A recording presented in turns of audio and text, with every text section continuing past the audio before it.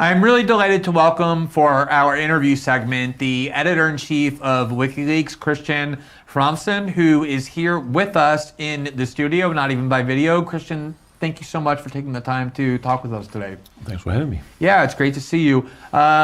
So obviously, Julian, being such a charismatic figure, is known to most people for his founding of and role in building WikiLeaks. And what I often remind people is that WikiLeaks is not just Julian. There's a large team that has always been working alongside him, and you're one of those key people. So if we can begin by talking a little bit about the role that you've played in working with WikiLeaks and your responsibility for its growth, I think that would be helpful.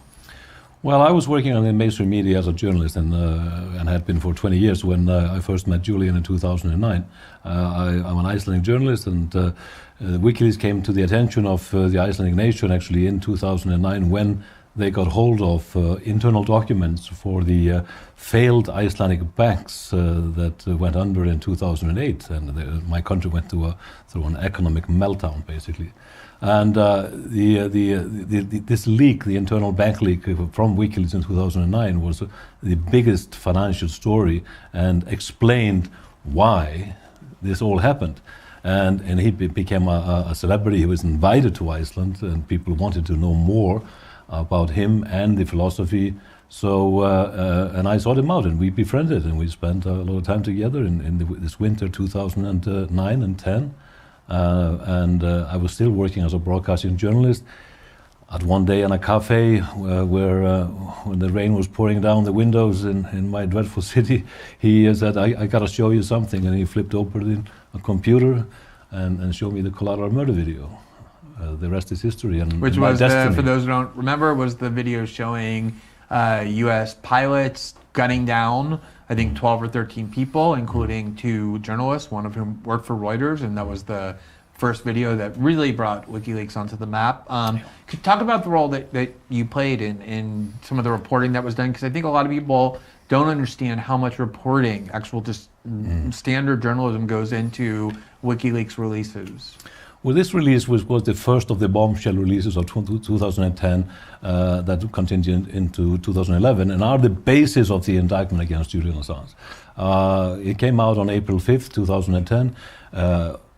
I worked for weeks in analyzing the video, going through all the details of the story and try to figure out what had happened, what we were actually watching on that, the horrible images on the screen. And in the end, before the video was released, I traveled with a camera crew to Baghdad to actually seek out the people who were affected, who lost their relatives, and the 2 children which were injured in the attack, children who lost their father, in the part of the video which is obvious to everybody is an absolute war crime.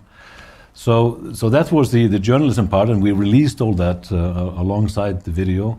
And that sort of set the tone. Then, in the middle of the summer, it was the field reports from the Afghan war, from the military, and that, of course, at that point, there was a bigger media alliance where we got on board The Guardian and the New York Times and the Spiegel, and the alliance then sort of broadened out to broadcasting when he published the Iraq reports in the October same year. But internally there was always editorial work done on this material, alongside with the journalists that we got on board in the Media Alliance. And there's been a lot of talk about data dumping. There was never any data dumping done.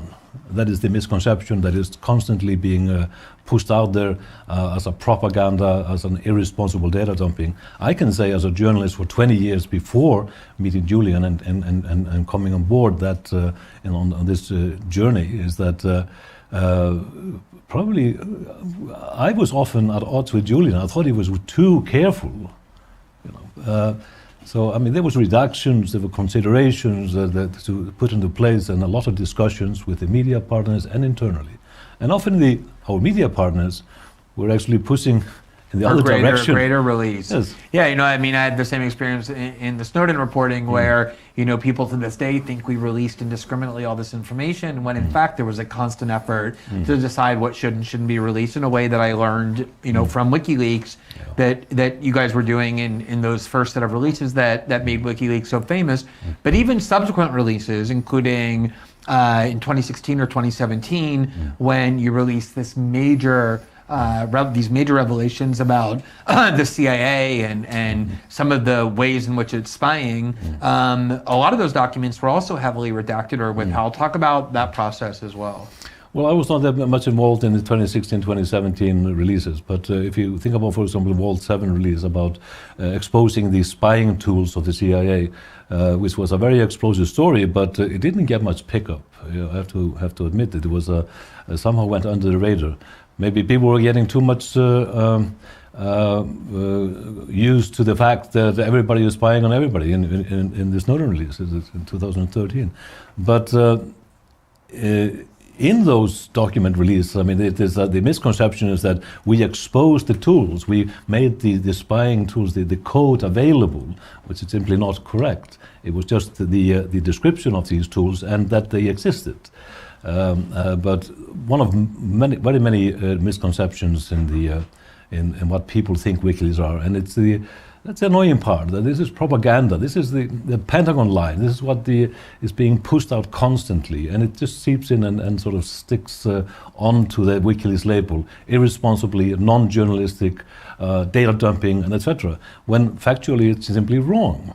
And you talk about criticism. I mean, I remember when we were releasing the Iraq war logs, and I was involved in sort of managing the media alliance through the Guardian and the newspapers on the ground, and the Al Jazeera TV station that was involved as well, both Arabic and English.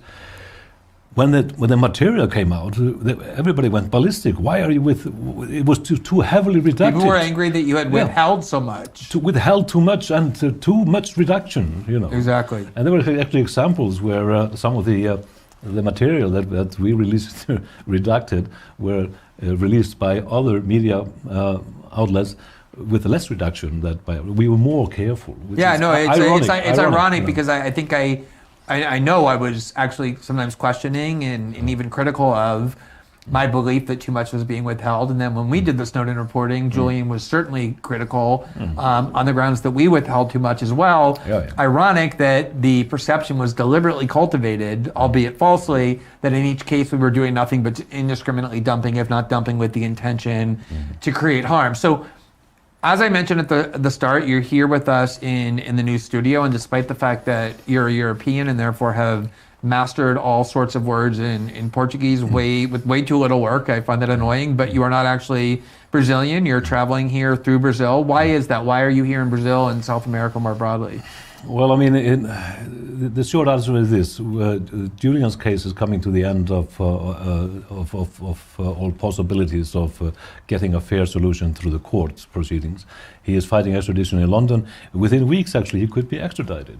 We are now in a waiting period for the appeal court in London, the High Court, to give us the answer whether they will hear an appeal by Julian to push back against the extradition. If they decide not to hear the appeal, which would be scandalous in itself, then it's the Supreme Court who could quickly decide not to hear the case, not of importance to the public, and then the Home Secretary could, within weeks or days even. Yeah, under the worst case scenario, he could be on a plane to the US within weeks. So, in my perception, and I've been sitting in on all the proceedings in London, and all the extradition proceedings in London have exposed only one thing, and that's the fact that this is just not going to be won in a court. There's no justice to be had in courtrooms in London. It is obvious, and I don't have to mention the United States. I mean, that is one of the essence of the defense of Julian in fighting the extradition, that he will never be able to get a fair trial there. So we're running out of time. So we need to push this on a different level. And so I decided that we need to go on a tour and to shore up political support, because the only way to actually fight a political persecution is through political means. So we are now traveling through Latin America to get support from political leaders, from the civil society here, organizations, artists, and traveling to the core nations here in South America, and we'll end in Mexico in the north side.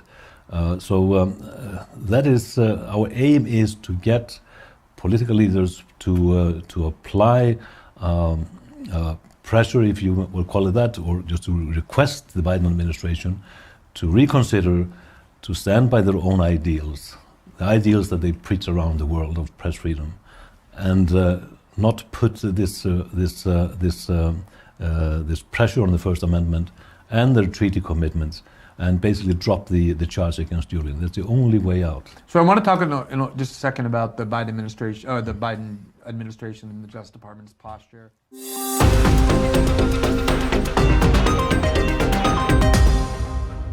Thanks for watching this clip from System Update. Catch our full shows for free, live weekdays at 7 p.m. Eastern on Rumble, and join our locals community at greenwald.locals.com for all of my written journalism, exclusive after-show Q&As, and more.